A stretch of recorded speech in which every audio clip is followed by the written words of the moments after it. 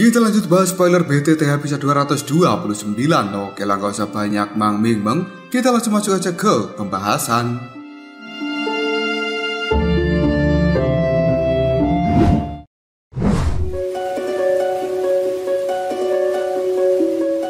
Tubuh dari Komandan Qin gemetaran ketika dia melihat Xiaoyan menjadi sangat marah. Cailin tiba-tiba saja bergegas ke depan, yang kemudian dia mengangkat alisnya sambil mengatakan, "Sepertinya Xian dalam situasi yang cukup buruk. Haruskah kita bergegas menuju alam kosong dan kemudian membantu mereka?" Xiaoyan menggelengkan kepalanya, yang kemudian dia mengatakan, "Tidak perlu terburu-buru untuk saat ini. Selama para ahli dari suku Pinik Iblis Surgawi dan juga para ahli dari suku Piton 9 Tanah Dalam yang tenang tidak menuju ke alam kekosongan, seharusnya Xian masih bisa bertahan. Kita perlu menunda suku Pinik Iblis Surgawi dan juga suku Piton 9 Tanah Dalam yang tenang." Cailin hanya bisa dengan lembut menganggukkan kepalanya. Setelah mendapatkan beberapa informasi dari Komandan Qin, Xiaoyan kali ini terdiam, sementara Komandan Qin juga tidak mengatakan apapun. Namun detik berikutnya, Komandan Qin yang merasa sudah cukup lemah, dia pun berbicara, "Bisakah kau melepaskan kita sekarang? Aku sudah memberitahumu tentang semuanya yang ingin kau ketahui." Xiaoyan acuh tidak acuh melihat pada Komandan Qin,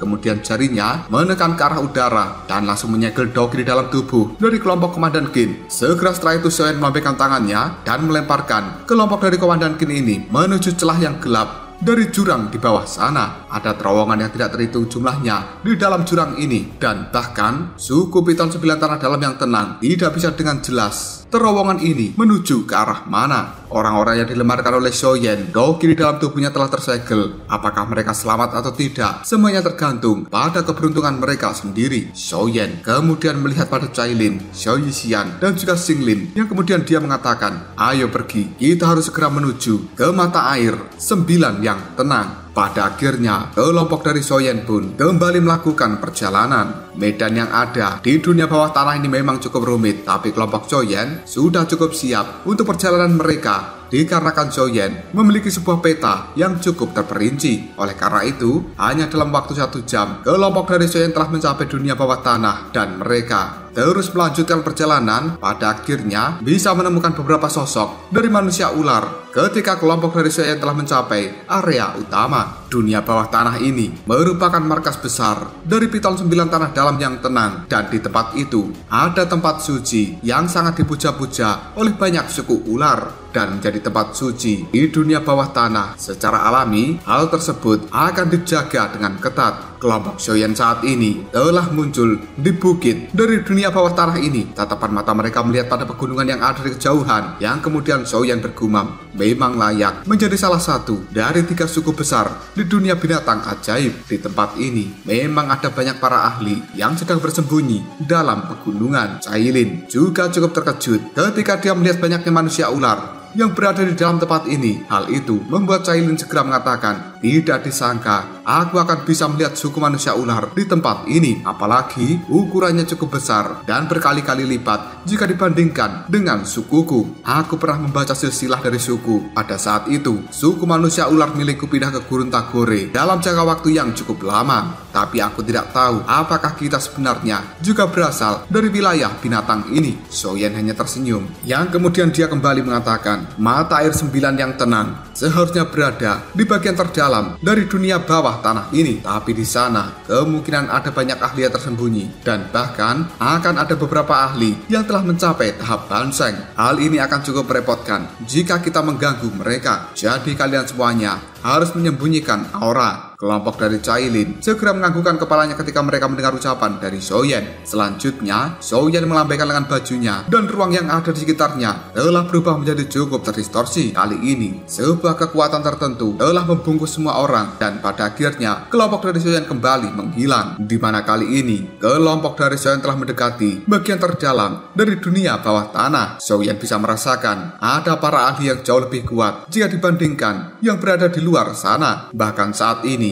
para ahli yang telah menjadi penjaga itu pun memiliki keraguan-raguan mereka, yang kemudian menggunakan persepsi spiritual untuk menyapu seluruh tempat ini. Namun, mereka tidak bisa merasakan keberadaan dari Xiaoyan. Dengan bantuan kemampuan spasial Xiaoyan, kelompok mereka pada akhirnya bisa menghindari deteksi dari para ahli suku Piton 9 tanah dalam yang tenang, sebelum pada akhirnya kelompok Xiaoyan pun memasuki bagian terdalam dari dunia bawah tanah. Di tempat itu ada jurang yang sangat dalam dan juga gelap. Xiaoyan bisa merasakan aura yang cukup gelap dan juga dingin tersebar dari dalamnya. Bahkan seorang ahli biasa ketika memasuki tempat itu kemungkinan doki di dalam tubuhnya dan juga darah akan langsung membeku. Di dalam jurang itu sendiri sebenarnya telah tersembunyi yang dinamakan mata air 9 tenang, dan itu juga tujuan dari kelompok Xiaoyan melakukan perjalanan ini. Ada beberapa pertahanan dari energi alami di dalam jurang tersebut. Bahkan seorang elit Dosong tidak akan pernah berani dengan mudah memasuki tempat itu. Kali ini kelompok dari Xiaoyan telah muncul di atasnya, dan kemudian tatapan mata Xiaoyan melihat pada jurang yang sangat gelap dan juga dalam di bawah sana. Dia tersenyum dan sekali lagi melambaikan lengan bajunya dengan kekuatan spasial kembali melilit kelompok dari Xiaoyan yang dengan paksa menerobos pertahanan energi dari jurang tersebut. Pada akhirnya kelompok dari Xiaoyan berhasil melihat dasar jurang hanya dalam waktu 10 menit.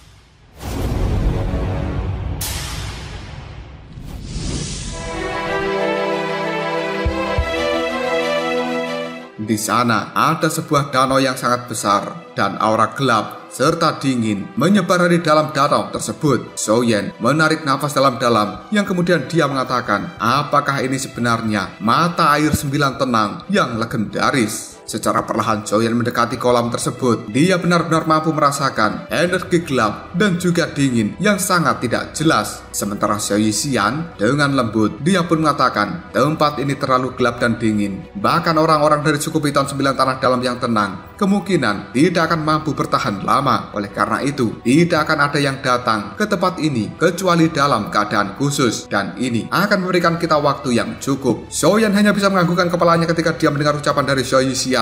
Pada akhirnya Xiaoyan membungkukkan badannya dan tangan dari Xiaoyan kali ini langsung menyentuh air yang ada di danau. Dengan cepat tangan dari Xiaoyan bisa merasakan rasa dingin yang luar biasa, dan kali ini ada butiran-butiran es yang telah membekukan tangan Xiaoyan. Hal ini membuat Xiaoyan cukup terkejut. Lalu dia mengatakan, ini memang sangat kuat. Tidak heran, bahkan guru telah mengatakan bahwa dirinya tidak akan pernah bisa mencapai dasar dari mata air ini. Xiaoyan segera mengeluarkan api surgawinya dan kemudian melelehkan lapisan es yang telah membekukan tangannya. Selanjutnya, Xiaoyan menoleh pada Cailin yang berada di sampingnya sambil mengatakan, Cailin, aku akan segera memasuki dasar air mata dan mendapatkan kristal darah musim semi. Kau harus memasuki mata air ini juga ketika aku sudah berhasil kembali, dan aku akan membantu untuk menjagamu. Cailin hanya bisa menganggukkan kepalanya yang kemudian dia berkata, baiklah Xiaoyan, kau harus hati-hati dan segera mundur jika kau merasakan sesuatu yang aneh. Mendengar ucapan dari Cailin membuat Xiaoyan segera menganggukkan kepalanya. Dia kemudian mengeluarkan api surgawi untuk melilit seluruh tubuhnya. Xiaoyan sekali lagi berbicara pada Cailin dan juga yang lain, kalian semuanya harus segera bersembunyi ketika diriku berada di dalam danau dari mata air 9 tenang ini, supaya kalian tidak ditemukan oleh orang lain. Setelah mengatakan hal tersebut, tubuh dari Xiaoyan tanpa basa-basi lagi langsung masuk ke dalam danau. Hal ini langsung menimbulkan uap putih yang segera menyebar ke udara. Cailin segera melambaikan tangannya dan dia menghilangkan uap putih itu. Tatapan mata dari Cailin kemudian melihat pada Xiao Yixian dan juga Xinglin sambil mengatakan, kita harus segera bersembunyi dan mendiskusikan apa yang harus dilakukan setelah Xiaoyan keluar. Xiao Yixian dan juga Xinglin pun menganggukkan kepala mereka, dan detik berikutnya tubuh 3 orang ini bergegas menuju kegelapan yang ada di sekitarnya untuk bersembunyi dan juga menekan aura di dalam tubuh mereka. Tubuh dari Xiaoyan yang sudah berada di dalam mata air 9 yang tenang bisa merasakan energi yang benar-benar dingin, dan hal ini membuat Xiaoyan segera mengatakan memang layak menjadi mata air 9 yang tenang. Kekuatan gelap dan juga dingin yang ada di dalam tempat ini sangat menakutkan. Sepertinya aku harus segera meningkatkan kecepatanku karena tempat ini bukan tempat yang bagus untuk aku tinggal lebih lama. Meskipun Xiaoyan memiliki api surgawi untuk bisa menjaga tubuhnya, namun jika sampai Xiaoyan kelelahan di dalam tempat ini, maka tubuhnya akan langsung diubah menjadi patung es, dan seluruh doki serta darah di dalam tubuhnya juga akan dibekukan. Tubuh dari Xiaoyan ini bergerak dengan cepat menuju dasar dari mata air 9 yang tenang. Namun tempat ini benar-benar dalam. Hal tersebut membuat Xiaoyan segera mengangkat alisnya sambil mengatakan, "Aku ingin tahu seberapa dalam mata air dari 9 yang tenang ini. Jika hal itu terus berlanjut, kemungkinan diriku harus segera berbalik untuk kembali ke atas sana." Baru saja Xiaoyan akan kembali melakukan pergerakan, dia mendengar sebuah serangan yang muncul dari arah belakangnya. Hal ini membuat Xiaoyan segera mengepalkan tinjunya yang kemudian memberikan pukulan pada arah belakang. Pada akhirnya, boom! Ada sosok kabut hitam yang langsung dihancurkan oleh Xiaoyan. Hal ini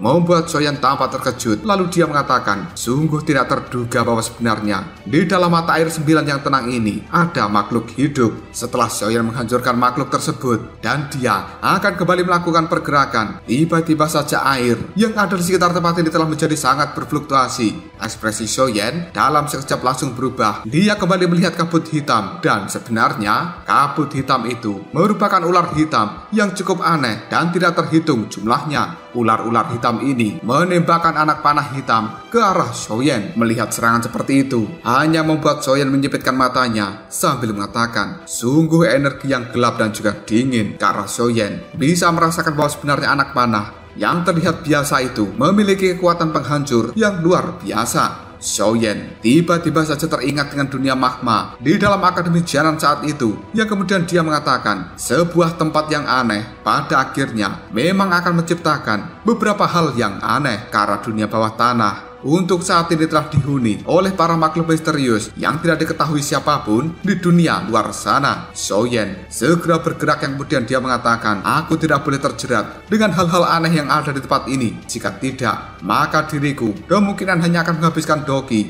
yang terlalu banyak. Setelah menghancurkan anak panah, tubuh dari Xiaoyan kembali melakukan pergerakan untuk menuju dasar dari mata air 9 yang tenang. Para ular hitam ketika melihat Xiaoyan telah kabur, mereka juga buru-buru berbalik, yang kemudian menyusul Xiaoyan untuk melakukan pengejaran dari segala arah. Xiaoyan telah melepaskan kekuatan hingga batasnya. Dia benar-benar melesat dengan sangat cepat di bawah air ini.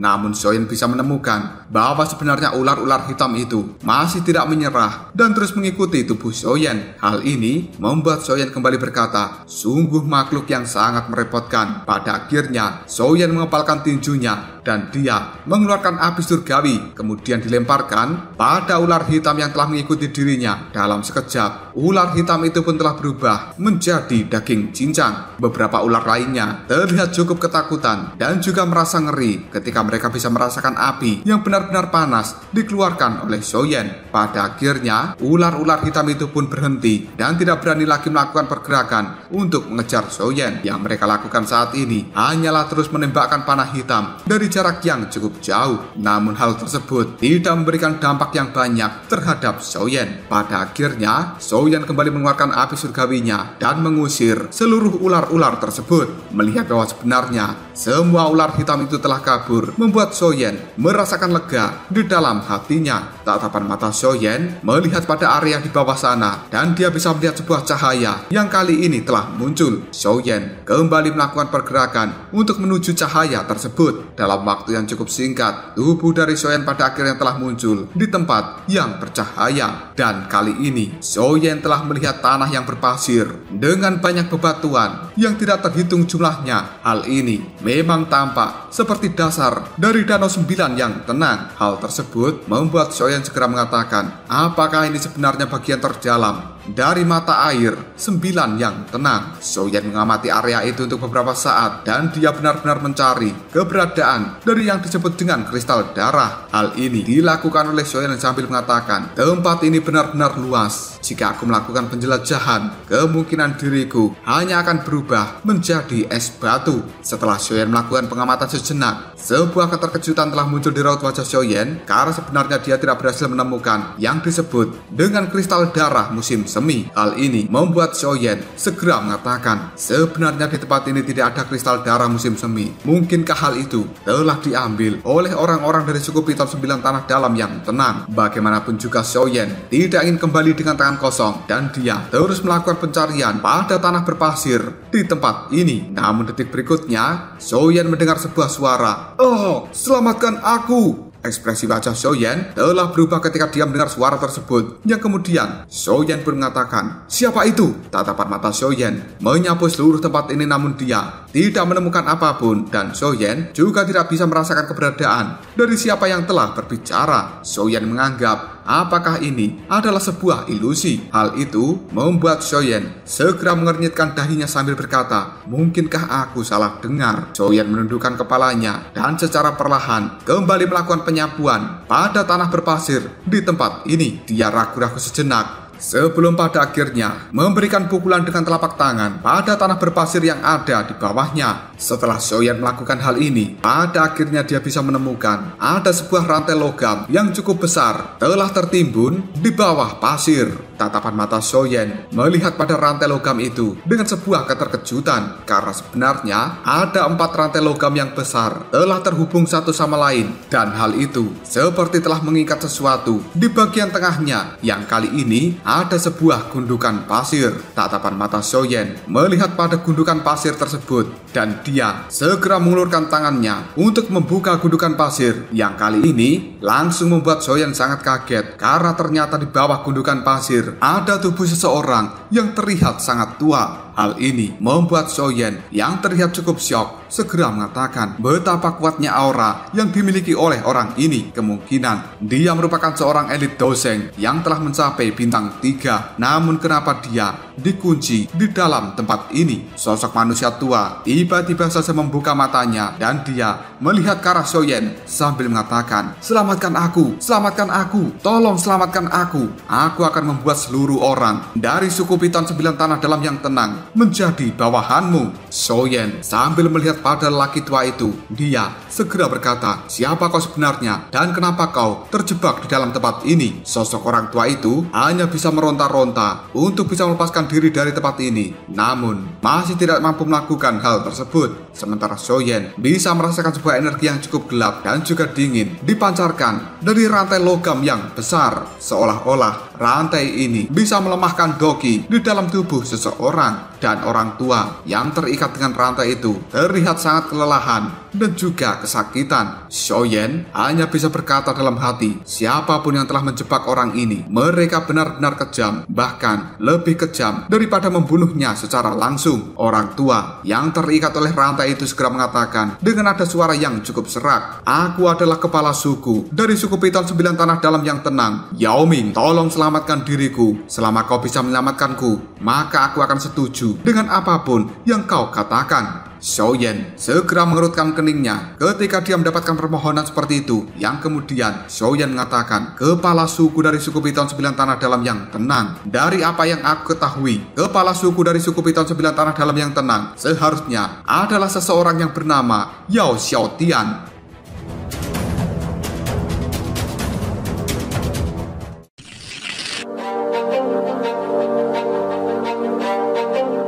Orang tua ini, raut wajahnya tiba-tiba saja berubah, dipenuhi dengan kemarahan ketika mendengar nama itu. Lalu dia menjawabnya, "Jabingan itu. Dia adalah orang yang telah menggunakan cara jahat untuk bisa merebut posisiku, yang kemudian menyegel tubuhku di dasar mata air 9 yang tenang ini. Jabingan Yao Xiaotian. Dia benar-benar telah membuatku menderita di dalam kekuatan gelap dan juga dingin ini selama berabad-abad. Jika aku beruntung untuk bisa melihat matahari lagi, maka aku Yao Ming akan memastikan bahwa dia mengalami nasib yang lebih buruk daripada kematian." Xiaoyan hanya terdiam ketika melihat kemarahan dari Yao Ming. Tidak menyangka orang tua ini telah disegel di dalam tempat ini selama berabad-abad, dan nasib yang menyedihkan telah dia alami karena tersiksa oleh kekuatan gelap dan juga dingin di dalam mata air ini. Xiaoyan kemudian bertanya, "Bisakah kau memberitahu diriku tentang hubunganmu dengan orang yang bernama Yao Xiaotian?" Yao Ming ragu-ragu sejenak sebelum pada akhirnya dia mengatakan, "Aku adalah kakak laki-laki dari Yao Xiaotian, dan aku adalah orang yang seharusnya menjadi penerus sejati dari kepala suku Piton 9 Tanah Dalam yang tenang. Banyak tetua yang berada di dalam suku telah menyukaiku, dan tidak mungkin bagi seorang Yao Xiaotian untuk menjadi kepala suku dari suku Piton 9 Tanah Dalam yang tenang." Dan dia memahami hal ini dengan jelas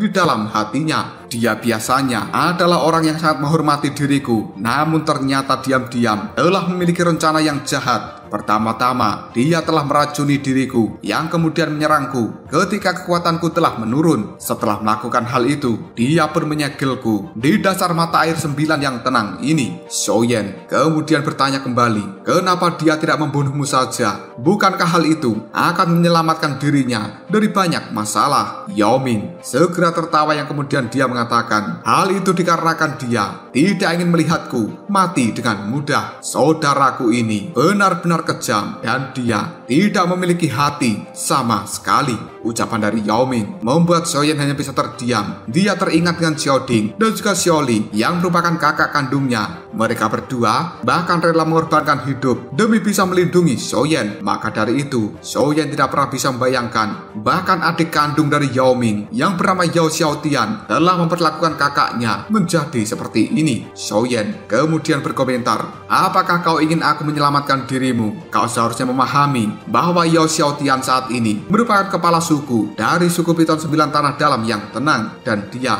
pasti akan membuat banyak para tetua untuk bergerak dan kembali menangkap dirimu. Bahkan nasibmu mungkin tidak akan baik setelah kau keluar dari tempat ini. Yao Ming buru-buru memberikan penjelasan, aku memiliki tongkat mendalam 9 tenang, dan ini merupakan pemberian dari kepala suku Piton 9 Tanah Dalam yang tenang sebelumnya. Hanya kepala suku sejati yang berhak memiliki tongkat mendalam 9 tenang. Setelah aku bisa keluar dari tempat ini, aku akan segera menghabisi Yao Xiaotian, dan aku akan menjadi kepala suku dari Piton 9 Tanah Dalam yang tenang. Bahkan para tetua itu tidak akan pernah berani untuk menyerangku. Xiaoyan menyipitkan matanya yang kemudian dia bertanya, seperti apa kekuatanmu dan seberapa kuat kekuatan dari Yao Xiaotian? Yao Ming segera mengatakan, pada saat aku disegel di tempat ini, kekuatanku berada di tahap Banseng. Namun karena energi yang sangat mengerikan di dalam kolam ini, hal itu juga telah membuat kekuatanku sekali lagi melonjak. Dan saat ini aku telah berada di bintang 2 doseng. Jika aku diizinkan untuk melihat langit lagi, maka doki di dalam tubuhku akan sepenuhnya segera pulih, dan aku akan mencapai kondisi puncak dari bintang 2 doseng. Selain itu, Yao Xiaotian saat itu hanya berada di puncak kelas Dosun, sementara aku di tahap Banseng. Dengan bakatnya, kemungkinan dia saat ini sudah mencapai kekuatan doseng bintang 1, tapi dia juga memiliki bantuan yang sangat terpercaya. Orang itu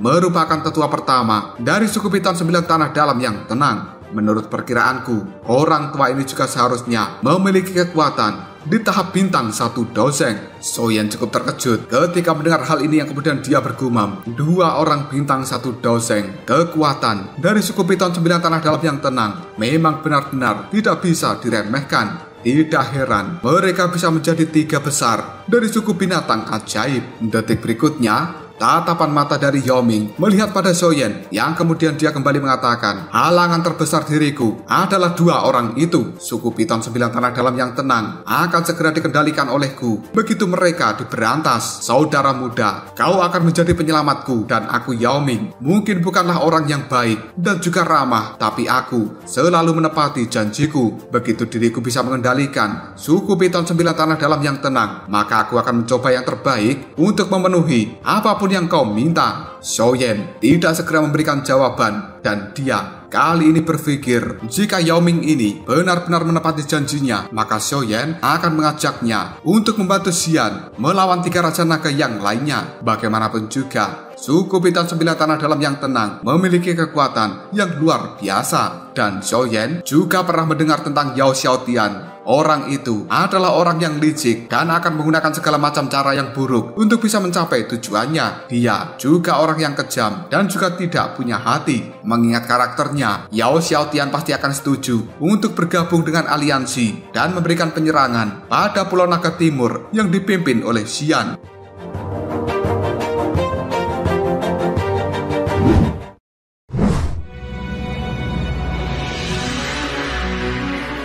Jika aliansi ini benar-benar terbentuk, maka Xian pasti akan sangat kerepotan. Namun, apabila Yao Ming ini benar-benar menguasai suku Piton 9 tanah dalam yang tenang, maka aliansi yang akan dibentuk pasti segera rusak. Dan hal ini merupakan pukulan yang besar bagi 3 Raja Naga. Namun Soyen tidak langsung setuju dengan permintaan Yao Ming. Lalu dia mengatakan, aku saat ini tidak bisa mempercayai dirimu. Mendengar ucapan dari Soyen membuat Yao Ming terlihat cukup kaget. Namun dia juga mengetahui bahwa hal seperti ini memang cukup wajar, karena ini merupakan pertemuan pertama mereka berdua. Dan selanjutnya, tatapan mata Soyen masih melihat pada Yao Ming sambil mengatakan, namun masih ada cara untukku bisa menyelamatkan dirimu, dan bahkan aku juga bisa membantumu merebut kembali posisimu menjadi kepala suku dari suku Piton 9 tanah dalam yang tenang. Hal itu bisa aku lakukan dengan satu syarat, yaitu kau akan melepaskan jiwamu dan mengizinkanku untuk menempatkan jejak spiritual di dalam jiwamu. Jika kau berbohong padaku,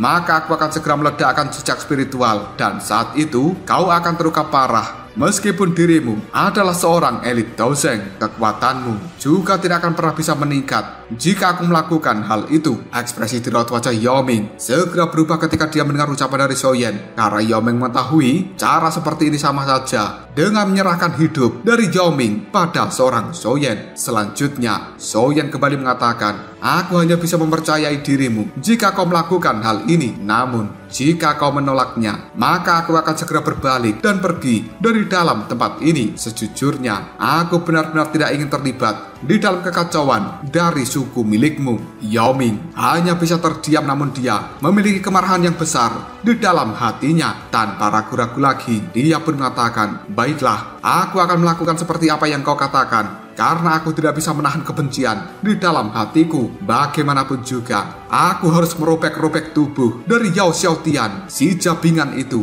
menjadi ribuan keping. Soyen terlihat cukup senang ketika dia melihat bahwa sebenarnya Yao Ming telah setuju dengan rencananya. Hal ini membuat Soyen segera menganggukkan kepalanya, dan ekspresi senang langsung muncul di raut wajah dari Yao Ming. Tidak bertele-tele lagi, Yao Ming langsung mengeluarkan jiwanya yang kali ini melesat keluar dari dalam dahinya dan berubah menjadi ular hitam raksasa. Melihat hal itu, Soyen segera tersenyum. Dirinya kemudian menjentikan jejak spiritual yang ada di dahinya, yang kali ini langsung melesat untuk memasuki jiwa ular hitam itu. Dan detik berikutnya, tubuh dari ular hitam bergetar dengan hebat sebelum pada akhirnya masuk kembali ke dalam tubuh dari Yao Ming setelah Soyen menanamkan jejak spiritual di dalam jiwa Yao Ming yang merupakan ular hitam raksasa. Jika suatu hari nanti Yao Ming berniat untuk mencelakai Soyen, maka Soyen hanya harus memberikan perintah untuk meledakkan jejak jiwa yang telah dia tanamkan. Dengan begitu, jiwa dari Yao Ming sendiri akan langsung hancur berkeping-keping. Soyen segera tersenyum yang kemudian mengatakan, satu lagi,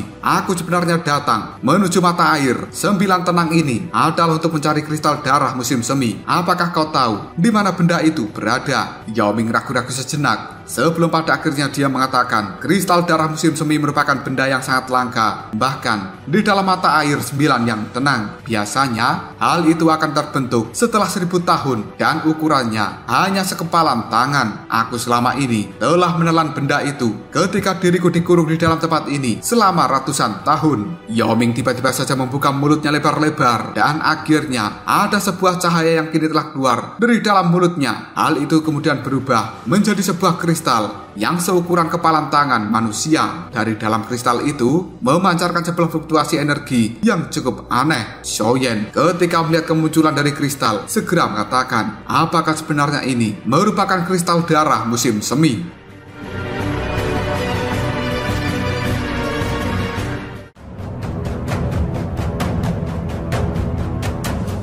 Lalu apakah yang akan terjadi selanjutnya? Mungkinkah Yao Ming akan benar-benar menepati janjinya dan dia akan menuruti semua kata-kata Soyen ketika Soyen melepaskan Yao Ming dari rantai yang telah mengikat tubuhnya? Jika kalian penasaran, tunggu aja jawabannya di next video Koprol Shop.